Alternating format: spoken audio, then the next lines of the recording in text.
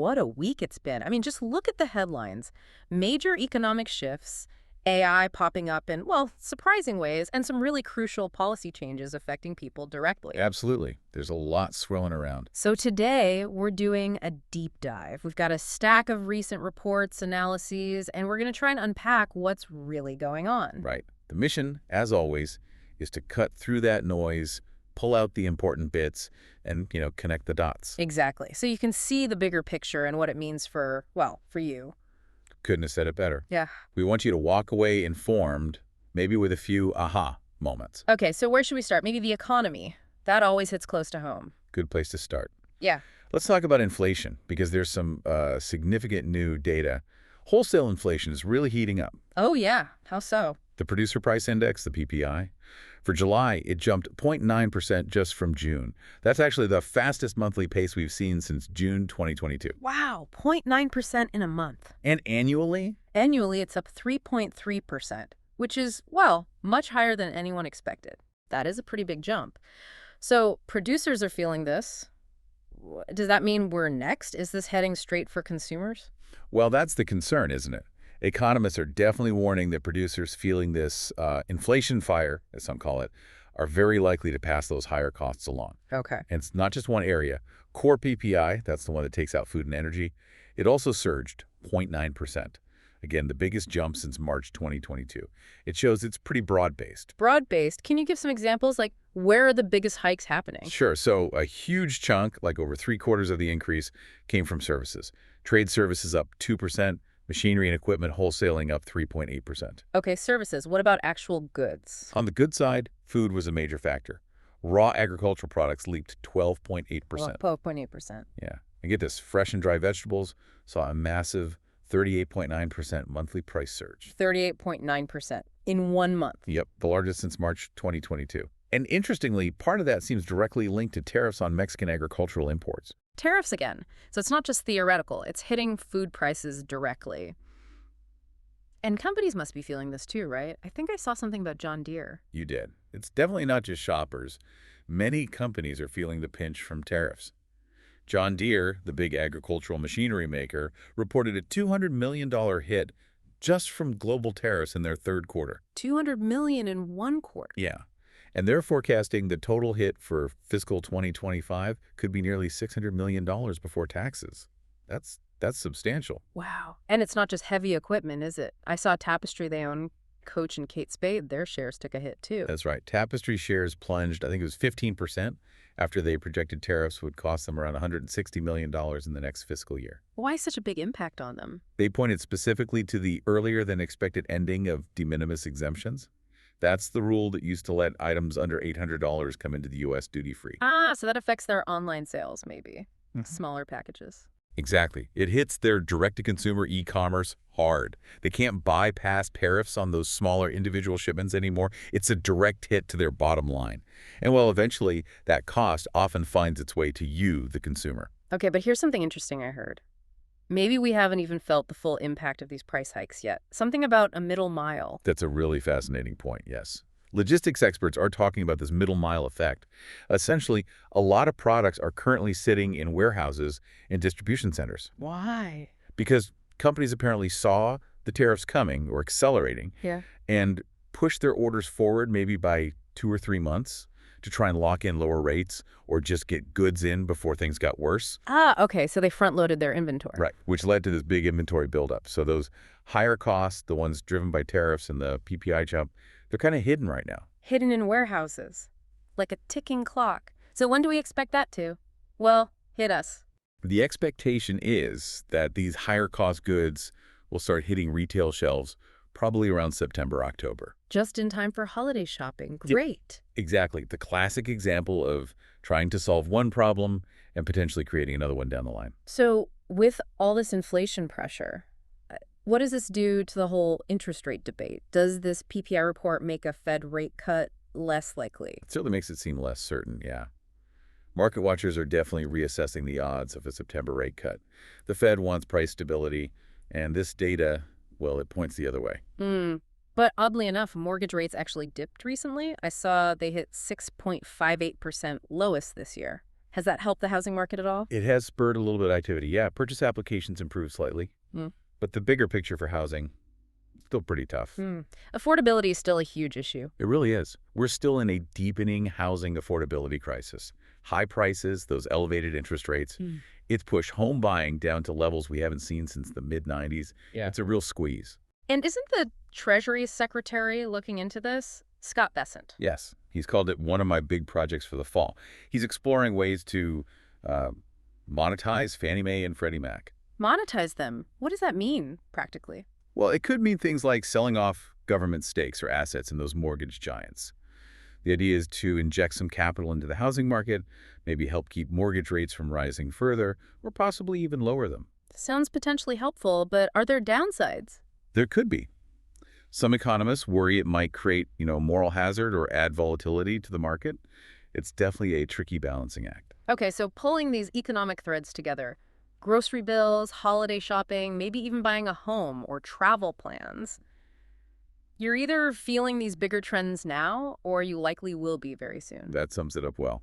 These macro currents have very real micro impacts. All right, let's shift gears from economics to something else that's just everywhere now. Artificial intelligence.ai. Yes, AI. And it's moved beyond just buzzwords. It's actually driving revenue now. Look at Meta, Facebook's parent company. Their earnings were huge recently, right? Blockbuster earnings. Earnings per share up 38%, revenue beat expectations, and they credited AI improvements in their core advertising business for a lot of that strength. It's proof AI is a real tool, not just, hype. And it's not just the giants like Meta, is it? I've seen headlines about companies like Palantir. Absolutely. Palantir is a fascinating case. AI-powered software, their shares are up, over 1,700% since they went public in 2020? Astronomical growth. 1,700%. Wow. What's Yeah. driving that? They just reported over $1 billion in quarterly revenue for the first time. Yeah. A big chunk of that comes from U.S. government contracts, Yeah. including a massive $10 billion deal with the U.S. Army. $10 billion with the Army. So AI is being trusted for really critical stuff. Clearly. And it's not just software or government work. Look at healthcare. Philips is making big investments. Philips, the electronics company. Yes. They're investing over $150 million in U.S. manufacturing and R&D facilities, specifically to expand production of AI-powered health tech, like advanced ultrasound systems. So AI is helping build medical devices and creating jobs too, presumably. Exactly. They expect to create hundreds of skilled jobs in places like Reedsville, Pennsylvania, and Plymouth, Minnesota. It shows AI having a tangible impact, on local economies. And speaking of health tech, Apple's always pushing into that space with the Apple Watch. What's new there? Right. Apple keeps integrating more health features, often using AI behind the scenes. They're rolling out a redesigned blood oxygen feature for some watch users. This follows that long patent dispute they had. Ah, okay. And they're continuing to develop other things, like sleep apnea detection, even hearing health features for AirPods. It's really about transforming personal health monitoring. It feels like AI is also changing how we just interact online day to day. YouTube's new age-guessing AI. What's that about? Yeah, that's an interesting one. YouTube is rolling out an AI system that tries to guess your age based on your activity, what you watch, how you interact. Why? What's the goal? It's part of a larger push, supposedly, to make social media safer for younger users. The idea is to automatically apply teen safety features if the AI thinks you're a minor, trying to be proactive. Okay, but what if the AI gets it wrong? Like if it thinks an adult is a teen? That's the tricky part. If the AI misidentifies an adult as a minor, that user then has to prove their age. They need to upload a government ID or a credit card or even take a selfie for verification. That sounds like it could raise some privacy red flags. It definitely has.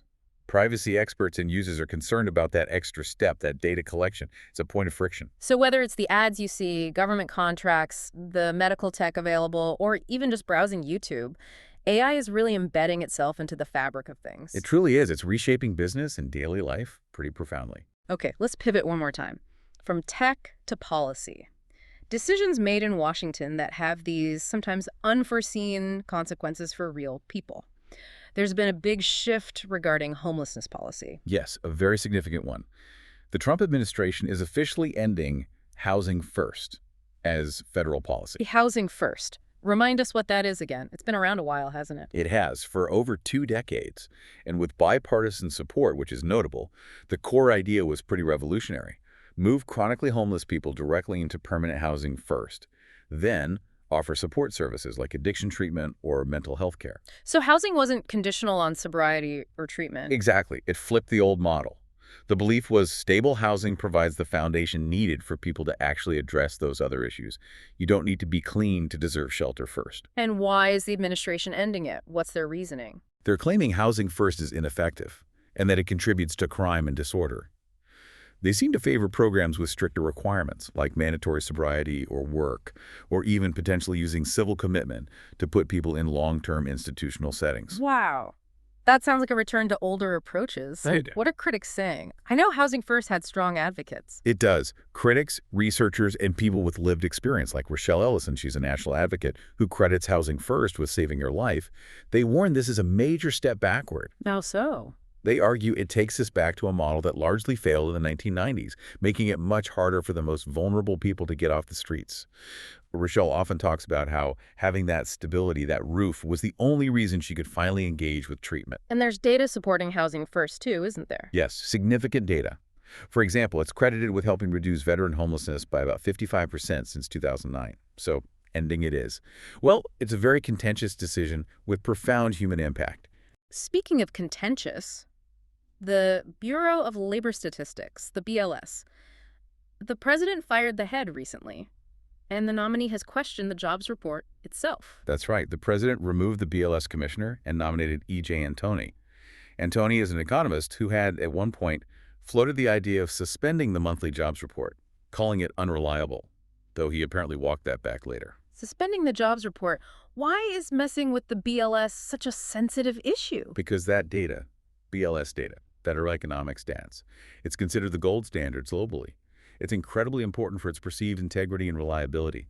It guides everything from Fed decisions to business investments. So questioning it undermines trust. Exactly. Critics worry that casting doubt on the BLS's leadership or integrity erodes trust in these vital economic indicators. We've seen examples in other countries where if people lose faith in official data, it can cause serious problems. Market distortions, uncertainty, capital flight.